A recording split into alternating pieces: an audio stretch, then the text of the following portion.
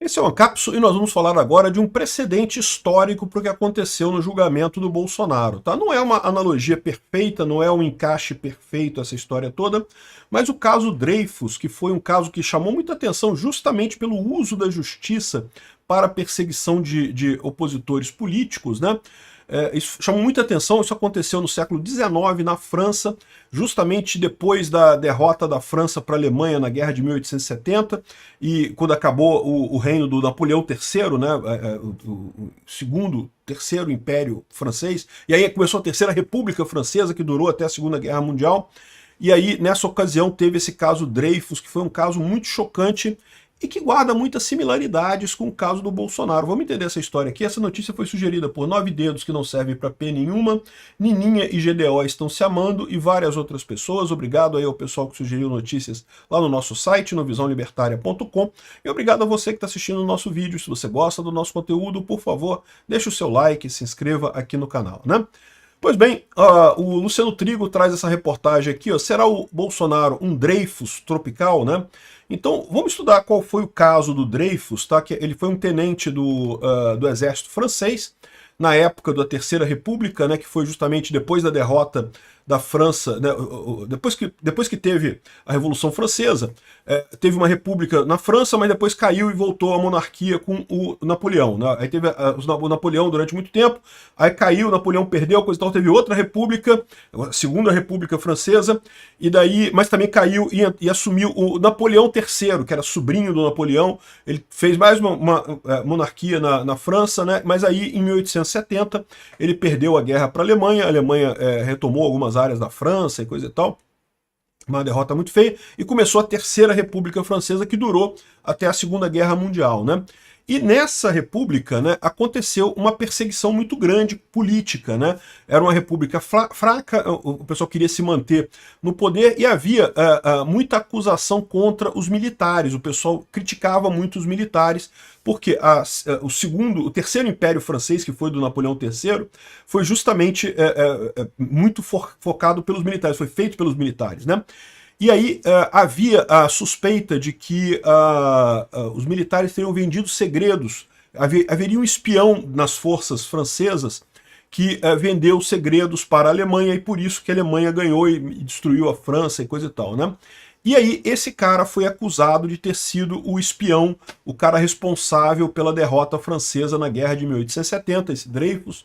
E ele não era, tá? O problema ele era judeu. E vocês sabem, né? Há uma perseguição contra judeus muito clara. Já havia nessa época muito forte essa pressão sobre judeus. E isso depois na Alemanha ficaria ainda pior com os nazistas e coisa e tal. Mas já existia nessa época, toda na Europa inteira havia essa perseguição. E daí esse cara é judeu, o Dreyfus, né? E daí ele foi acusado e foi perseguido pelos opositores políticos dele lá na França. E aí o julgamento dele foi uma encenação sem sentido nenhum. Olha só a quantidade de coisas similares ao julgamento do Bolsonaro. Foi um julgamento absurdamente rápido. O pessoal, no momento que apontaram coisas contra ele, o julgamento foi em poucos meses, o cara já estava condenado, já estava preso.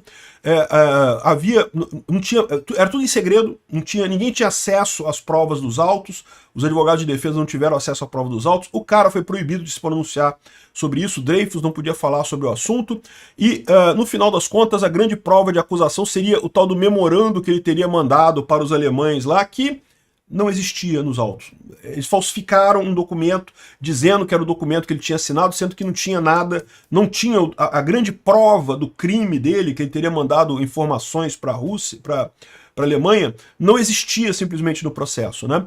Então, ou seja, ele foi, né, lembra um pouco o tal da minuta do golpe lá do Bolsonaro, que, né, um documento que ninguém viu, né? Ninguém sabe o que é. Ah, mas era um documento ruim. Como é que você sabe? Cadê o documento? A gente não tem como ver esse documento para saber o que é, né? O caso teve essa repercussão rápida justamente porque havia uma visão na sociedade francesa na época que era preciso satisfazer a raiva do povo francês por conta da derrota para a Alemanha na Guerra de 1870, né? Então, eles queriam dar uma satisfação para o povo, e a satisfação seria, prendemos o cara que fez a merda, esse cara é culpado de tudo, né? Só que não era ele. Aliás, em determinado momento descobriram quem era o cara, tá aqui o caso Dreyfus aqui, descobriram que ele tem até uma... Aqui, ó. O verdadeiro espião era o Charles Ferdinand Walsin Esterhazy. Ou seja, depois que eles descobriram que o cara não tinha sido ele o espião que entregou a coisa, eles não queriam ainda liberar o Dreyfus, ainda teve outros tribunais, condenaram eles várias vezes. É até uma visão do que vai acontecer com o Bolsonaro aqui, tá? O Dreyfus teve várias condenações, não foi uma condenação só não, depois ele foi condenado de novo, e por outro motivo, ele virou meio que o culpado padrão de todos os problemas que tinham na França. Qualquer problema que aparecia, a culpa é do Dreyfus, condena ele outra vez, já foi condenado uma vez, condena outra vez, né? Só que quando foi em 13 de janeiro de 1898, o Émile Zola, que é um ativista francês, escreveu uma carta muito famosa, J'accuse, né, eu acuso, né, denunciando o alto comando francês e os tribunais que condenaram o Dreyfus, né, e essa mostra dele, né, com as evidências todas, ele ficou muito, muito claro para todo mundo. Lembra que a gente está aqui numa era diferente da era que a gente vive hoje. Naquela época, ainda era a época da informação centralizada, né? Então, as pessoas não tinham noção do que estava acontecendo. A opinião pública, de forma geral, achava que não, que foi um processo normal. Realmente o cara foi condenado, né? Foi condenado, né? Porque ele era muito culpado, no final das contas, né? Mas quando apareceu as evidências do absurdo que foi a condenação dele, gerou-se um clamor na sociedade por um novo julgamento. E o que aconteceu? O Émile Zola foi condenado à prisão por difamação. Depois que teve a briga, não, ele ainda foi condenado. O cara que escreveu foi condenado. E o Tribunal Militar, de novo, condenou de novo à prisão o tal do Dreyfus. Condenou outra vez à prisão o tal do Dreyfus, né? Mas o problema é que já estava aberto o caso, que a informação já estava pública, todo mundo estava sabendo que era um julgamento político e coisa e tal. Foi questão de tempo para que eles tivessem que anular a coisa toda. Ele foi oficialmente reabilitado em 1906 e chegou de novo a ser reincorporado no exército e voltou a comandar uma parte lá do exército francês no final das contas, né? Então o artigo aqui é bem interessante do Luciano Trigo aqui, né? Será que o Bolsonaro é um Dreyfus tropical? Assim, que há um absurdo de uma condenação sem provas, sem evidência, sem nada, eu tenho certeza que sim, Bolsonaro seria muito parecido com isso. Agora, mais interessante se a gente vê o futuro, né? De novo, primeira coisa, as pessoas que acusaram o tribunal de serem falsos foram perseguidas. E a gente está vendo isso acontecer também aqui, né? E depois o Dreyfus foi condenado de novo, ainda pelo mesmo tribunal, acusando ele de ter obstrução de justiça e coisa e tal. Olha só, eu não duvido nada que o Alexandre de Moraes ainda condene Bolsonaro de novo pela questão da obstrução de justiça. Mais um processo sem sentido nenhum, né? E no final das contas não teve como calar a opinião pública. A informação do julgamento injusto, do julgamento maculado pela falta de provas, acabou anulando a coisa toda e o Dreyfus voltou ao posto dele, voltou a ser comandante do exército lá. Bolsonaro vai voltar a ser presidente do Brasil. Eu não tenho dúvida nenhuma disso, tá?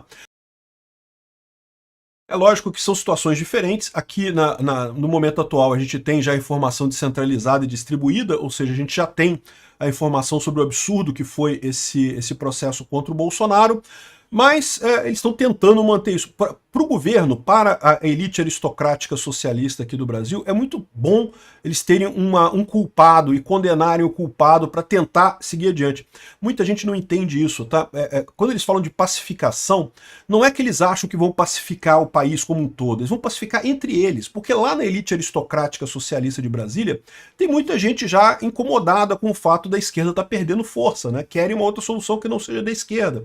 Então, eles querem dizer o seguinte, olha só, não, o problema foi o Bolsonaro, a gente já condenou o Bolsonaro, agora acabou, agora tá tranquilo, já resolvemos o problema de por que a esquerda perdeu corações e mentes das pessoas aqui no Brasil. Condenamos o Bolsonaro, que era culpado de tudo, né? Só que não é isso, né? A gente sabe que o movimento foi contrário, foi de baixo para cima, né? Sempre preciso tomar cuidado com isso, tá? Às vezes quando o pessoal fala em pacificar o país, em agradar as pessoas, estão falando da elite, estão falando deles mesmos, não estão falando do país como um todo, né? O país como um todo, eles estão nem aí pro país como um todo. Nós somos os gado dele, né? Que trabalha para dar dinheiro para eles. Eles não estão nem aí pra gente, né? A questão é pacificar lá o topo. Lá no topo da elite brasileira, eles estão preocupados que algumas pessoas acham que o governo tá fazendo merda e coisa e tal. Não, agora o culpado era o Bolsonaro, e a gente já prendeu o Bolsonaro, agora acabou, né? Então estão muito iludidos se eles acham que isso vai funcionar. E as nulidades jurídicas são amplas, né? Aqui no Jornal Opção tem o professor de Direito, Pedro Sérgio dos Santos, escreve claramente que o STF ignora a lei da magistratura, né? que fala, por exemplo, que os juízes não podem falar sobre o fato que vão julgar. A questão da anistia, por exemplo, eu estou falando não que não pode, que é proibido, que não... Ué, como é que você vai falar antes de julgar um caso, né? É o que eu falo para vocês, já está totalmente corrompido o processo jurídico aqui, né? O próprio voto do Fux é uma aula nisso. O voto do Fux, cara, destruiu completamente a acusação do PGR. Por mais que o pessoal tenha falado, não, porque o Fux está errado, voto isolado, não sei o que lá, mas o argumento ali é o ganhador, meu amigo. O argumento do Fux, o detalhamento do voto dele, cara, o voto dele foi muito detalhado, passo a passo, cada reunião, cada coisa. Falou, não, peraí, tá esse negócio aqui, mas peraí, mas isso aqui não tem prova disso, cadê a prova, né? E o que ele coloca é, em caso de dúvida, você tem que absolver. Isso é um dos princípios basilares do devido processo legal. Devido processo legal, é melhor você soltar um culpado do que prender um inocente. Existe um motivo por causa disso. Lembra, a justiça não é um mecanismo de vingança ou de compensar a pessoa pelo crime que ela cometeu. As pessoas têm essa ideia errada, tá? Por que você acha que é a justiça? Que é para punir a pessoa que fez algo errado. Não, não. A justiça tem um papel de pacificação social. Ela tem o papel de que quando a pessoa que ficava... se você permitir autotutela, alguém faz alguma coisa, outra pessoa responde ali, você entra no ciclo de violência desenfreado, que só aumenta, só aumenta, só aumenta. Então a justiça interrompe isso, porque não, puniu o cara, botei ele na cadeia, tá vendo? Então você pode ficar tranquilo aí, não precisa bater na família dele, não precisa fazer justiça com as suas próprias mãos, porque eu já condenei o cara aqui, ele já tá preso e pronto. Né? Essa é a ideia da justiça, é trazer paz social. E é nesse sentido que é mais importante, é preferível você soltar um culpado do que prender um inocente, porque se você prende um inocente, você não traz paz social. Você compra um problema mais adiante. Em algum momento do futuro, a inocência dessa pessoa vai ficar comprovada e você vai estar gerando um problema social ainda maior do que você tinha antes, né? Você soltar um culpado é ruim também, mas é menos problemático, porque você pode dizer que, bom, não tinha certeza que ele era culpado. Se a gente não tinha certeza, a gente não puniu ele naquela época. Se a gente ficar sabendo que ele é culpado agora, você pune ele mais adiante, né? Você punir um inocente, você não tem como despunir depois, é mais complicado de despunir depois alguém. Então, esse é o problema. O STF está entrando nessa coisa, tal como o governo francês lá da Terceira República entrou para tentar pacificar a elite francesa lá, achando um culpado para todos os problemas da França e jogando a culpa toda nele, e não deu muito certo não. Acabou piorando a situação deles. Obrigado por assistir o vídeo até o final. Além de curtir, compartilhar e se inscrever no canal, considere se tornar patrocinador com valores a partir de R$ 1,99. Clique no botão Seja Membro abaixo para saber as condições e vantagens de patrocinar o canal. Mais informações sobre o nosso projeto, visite nossos sites indicados na tela.